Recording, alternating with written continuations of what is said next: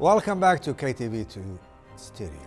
The Ministry of Information, and warm welcome also to Dr. Jassim Qabazart, who is joining us tonight. And before we go back to our question, I would like to take this phone call from Mr. Hussein Al-Farttoosi, an engineering consultant and political analyst from the Republic of Iraq. Good evening, sir, and thank you so much for being with us. Good evening, sir, and you welcome, and all my brothers, Kuwaitis, and all your audience, welcome. The Iraqi government affirms huge potentials in terms of financial, of human resources, as well as a second and a sound investment environment. How can this key conference translate the Iraqi statement into reality? Can you hear me, sir? Yes, I can hear you well.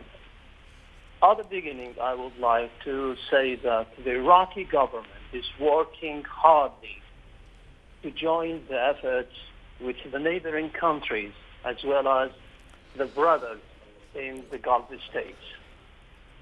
Iraq is a sovereign state. It's working side by side with the neighboring countries to secure the stability and security in the region. For that, Iraq has the resource as well as has the natural resources.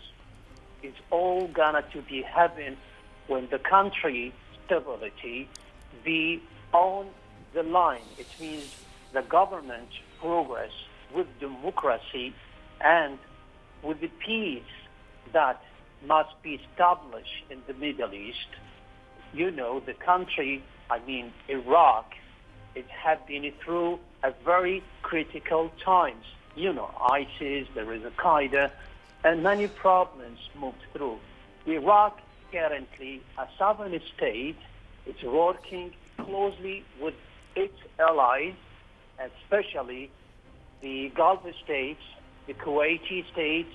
You know, the Iraqi Prime Minister of Iraq, the first visit ever he made it to visit Kuwait. It means that the Kuwait represents very important step in the Iraqi Prime Minister Mohammed Shah al-Sudani diplomatic efforts in order to increase the diplomatic working on shaping the new future and the new era in the Middle East.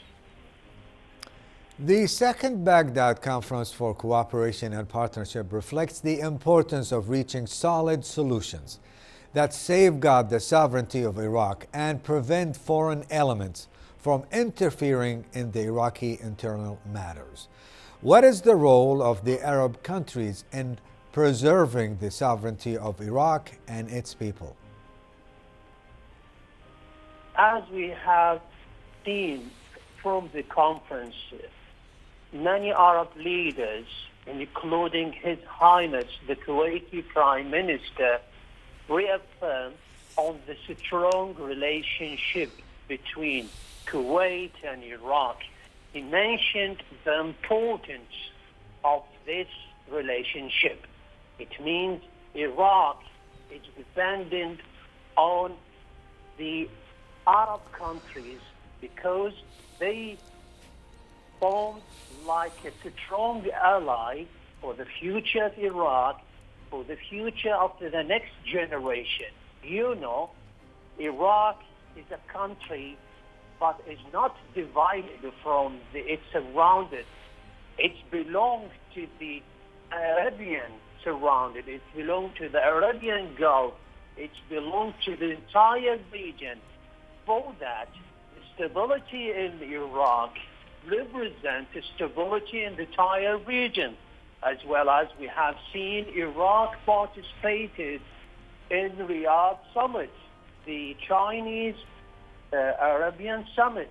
It was successful because the Arabian leaders and the leaderships of Arab Gulf states are supporting the Iraqi government and the Iraqi people to achieve security, and it is the most important aspect it is the security and stability. Then moving forward, the Iraq sovereignty.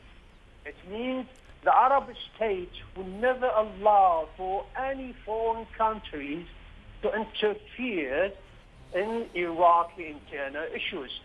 For that, all the statements came across from His Highness, the Kuwaiti Prime Minister, His Highness, the Saudi, His Highness, the Emirates, all together are saying the words, Iraq independency, it's most important, and Iraq security, stability, as well as important for that the country, I mean Iraq, should integrate its economy with its surrounded, like Kuwait, KSA, Kingdom of Saudi Arabia, Jordanian, as well as the entire Arab world.